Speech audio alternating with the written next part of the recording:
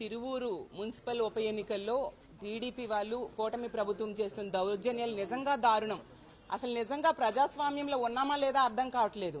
ఎన్నికల కమిషన్ స్పష్టంగా ఆదేశాలు ఇచ్చినా కూడా క్షేత్రస్థాయిలో దాన్ని పాటించకపోవడం ఏంటి? ఎంత అన్యాయం అసలు. అయినా మీకు 164 సీట్లు ఇచ్చారు ప్రజలు. ఇవి వైఎస్ఆర్ కాంగ్రెస్ పార్టీకి ఇచ్చిన సీట్లలో మున్సిపల్ ఎన్నికల్లో ఇలాంటి దౌర్జన్యాలకు పాల్పడడం ఎంతవరకు సమంజసం? ఆ తిరువూరు మున్సిపాలిటీలో తీసుకుంటే 17 మా పార్టీ గెలిచాము, 3 వాళ్ళ పార్టీ వాళ్ళు గెలిచారు. స్పష్టంగా మా మెజారిటీ కనిపిస్తూ ఉంది. ఇంత దౌర్జన్యంగా మా వాళ్ళని లాక్కొని ఆ మున్సిపల్ ఉప ఎన్నికల్లో గెలవాలనుకోవడం అసలు న్యాయమేనా? ఎంత రెడ్ బుక్ రాజ్యాంగం అమలుకి మీరు ప్రయత్నిస్తారు? అంబేద్కర్ గారు రాసిన రాజ్యాంగం ఉన్న దేశంలో మనం బ్రతకట్లేదా? ఇప్పటికి జరిగిన అన్ని ఉప ఎన్నికల్లో కూడా ఇదే విధంగా వ్యవహరిస్తున్నారు. మొన్ననే విశాఖపట్నం మేయర్ ఎన్నికల్లో తీసుకుంటే కాంగ్రెస్ పార్టీకి ఉన్నా కూడా దౌర్జన్యంగా మా కౌన్సిలర్ని, మా కార్పొరేటర్స్ ని తీసుకోవడం జరిగింది.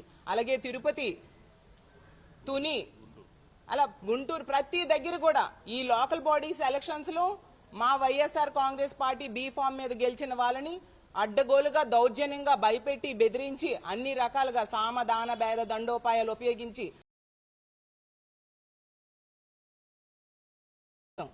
మీకు ఇచ్చిన సీట్లు సరిపోవా?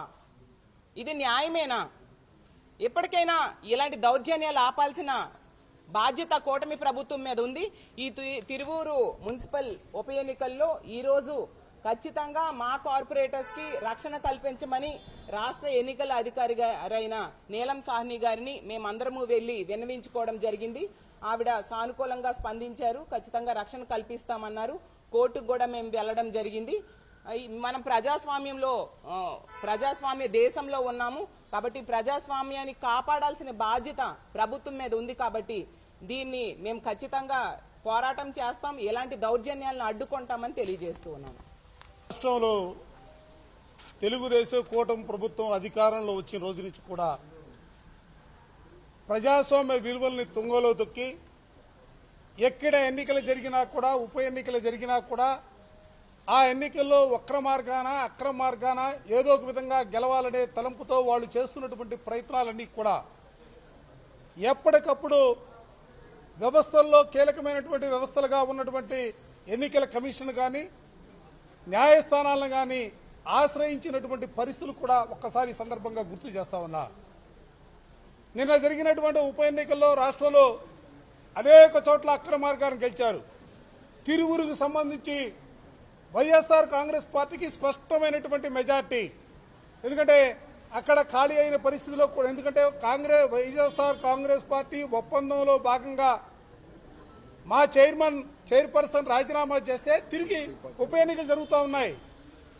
20 స్థానాల్లో 17 స్థానాలు వైఎస్ఆర్ కాంగ్రెస్ పార్టీ గెలిస్తే కేవలం 3 స్థానాల్లో మాత్రమే తెలుగుదేశం కూటమి గెలిచినటువంటి పరిస్థితులు ఉన్నాయి. ఈ పరిస్థితుల్లో తిరిగి వైఎస్ఆర్ కాంగ్రెస్ పార్టీ అభ్యర్థి గెలుస్తాడు కాబట్టి ఏదో ఒక విధంగా ఎన్నికలను అడ్డుకోవాలనే ఆలోచనతో నిన్న ఉదయం నుంచి సాయంత్రం వరకు కూడా తెలుగుదేశానికి సంబంధించినటువంటి శాసనసభ్యుడు కానీ, ఆ పార్టీకి సంబంధించినటువంటి నాయకులు కానీ కార్యాలయం ముందు చేసినటువంటి రగడ, పోలీసులను అడ్డం పెట్టుకుని పోలీసుల చేతే మా పార్టీకి సంబంధించినటువంటి కౌన్సిల్ను తీసుకున్నటువంటి విధానం రాష్ట్ర ప్రజానీకం యావత్తు కూడా చూసినటువంటి పరిస్థితులు కూడా ఈ సందర్భంగా చెప్తా ఉన్నా. నిన్ననే కలిసాం. ఎందుకంటే ఎన్నికల కమిషనర్ గారంటే వ్యవస్థ అంటే అమితమైనటువంటి గౌరవం కలిగినటువంటి రాజకీయ పార్టీగా ఎన్నికల కమిషన్ కలిసి రాష్ట్రంలో జరుగుతున్నటువంటి పరిస్థితులు చెప్పడంతో పాటుగా తిరువురు సంబంధించినటువంటి ఎన్నికల తీరును కూడా వారికి వివరించిన దాని మీద వారు కూడా డీజీపీకి ఉత్తరం రాసినటువంటి పరిస్థితులు మీ అందరికీ తెలుసు. కానీ మేము ఊహించాం. ఎందుకంటే ఎన్నికల కమిషన్ చెప్పినప్పుడు తప్పనిసరిగా పోలీసు డిపార్ట్మెంట్ ఆ ఆదేశాలని తప్పనిసరిగా శిరసావిస్తూనే భావంతో మేముంటే ఎక్కడా కూడా వాటిని అమలు చేసే పరిస్థితులు లేనటువంటి పరిస్థితులున్నాయి. తప్పని పరిస్థితులు. ఎందుకంటే ఎన్నికల కమిషన్ ఆదేశాలని పాటించాలా. మేము అందుకనే న్యాయస్థానాలు తలుపు తట్టాం, హౌస్ మోషన్ వేశాం. హౌస్ మోషన్లో కూడా ఈరోజు గౌరవ న్యాయస్థానం చాలా స్పష్టంగా సూటిగా జీపీని ప్రశ్నించింది. ఇంత స్పష్టమైనటువంటి ఆర్డర్ ఉన్నప్పుడు కూడా ఎందుకు ఈ విధంగా పోలీసులు వ్యవహరిస్తున్నారనే అంశం పైన ఆయన కూడా ప్రశ్నిస్తే లేదు అరగంటలో అన్ని విషయాలు కూడా కోర్టుకు చెప్తున్నాం అనే మాట కోర్టులో చెప్పినటువంటి మాట కూడా ఈ సందర్భంగా గుర్తు చేస్తా ఉన్నాం. మేము అలా ఒకటే చెప్పదలుచుకున్నాం, తిరువూరు ఎన్నికల్లో వైఎస్ఆర్ కాంగ్రెస్ పార్టీ గెలిచినా లేకపోతే తెలుగుదేశం పార్టీ గెలిచినా ఏదో రాజకీయాలు తారుమవుతాయనే భావంతో మేము, లేకపోతే వైఎస్ఆర్ కాంగ్రెస్ పార్టీ ఇక్కడ గెలిస్తే ఆకాశాన్ని అందుకుందనో ఓడిపోతే పాతాళానికి పోతుందనే భావంతో మేము లేవు. మా ఆలోచనలు కానీ మా విధానాలు కానీ ప్రజాస్వామ్యం బతకాలి. ఈ రాష్ట్రంలో ప్రజాస్వామ్యబద్ధంగా ఎన్నికలు జరగాల. ఆ ఎన్నికల్లో నిజంగా మీకు బలం ఉంటే మీరు గెలిచే పరిస్థితులు ఉంటాయి. కానీ వాళ్ళు మీరు చేస్తుంది ఏంటి, ఎన్నికలు జరుగుతూ ఉంటే అడ్డుకుంటారా? ఇంతకంటే దారుణమైనటువంటి సంఘటనలు ఈ రాష్ట్రంలో ఎప్పుడైనా జరిగాయా? ఎప్పుడో 2 దశాబ్దాల క్రితం బీహార్లో జరుగుతున్నటువంటి పరిణామాలు ఇవాళ ఈ రాష్ట్రంలో జరుగుతూ ఉన్నాయి. ఇది ప్రజాస్వామ్యానికి మంచి పరిణామం కాదు. దయచేసి పదే పదే ఇవాళ మిమ్మల్ని కూటమి నేతలందరూ కూడా చెప్పదలుచుకున్నా, మీరు ఈరోజు ఏ విత్తనం అయితే నాడతారో ఆ విత్తనమే పెరిగి వృక్షం అవుతుంది, అయ్యే కాయలు కాస్తాయి. దయచేసి ఈ సంస్కృతిని భవిష్యత్ తరాలు కూడా అవలంబించే పరిస్థితుల్లో ఈ ప్రభుత్వం ముందుకు సాగడం మంచిది కాదు. అందుకే మరలా తిరిగి వాళ్ళ ఎన్నికల కమిషన్ గారిని మెట్లెక్కాం, తలుపు తడుతా ఉన్నాం, అడుగుతా ఉన్నాం, రిక్వెస్ట్ చేస్తా ఉన్నాం, ప్రజాస్వామ్యాన్ని బతికించమని. అడ్డగోలుగా అడ్డుకుంటారా? అసలు ఏ దిశగా ఈ ప్రభుత్వాన్ని మీరు తీసుకెళ్లాలని ప్రయత్నం చేస్తా ఉన్నారు? దీన్ని వదిలిపెట్టే ప్రశ్నే లేదు. దీని మీద ఇందాక పెద్దలు చెప్పినట్టుగా ఒక కార్యాచరణ కార్యక్రమాన్ని తీసుకుంటాం. న్యాయస్థానం తలుపు తట్టాం. న్యాయస్థానంలో దీనిపైన పెద్ద ఎత్తున పోరాటం చేయడానికి కూడా వైఎస్ఆర్ కాంగ్రెస్ పార్టీ సిద్ధంగా ఉంది.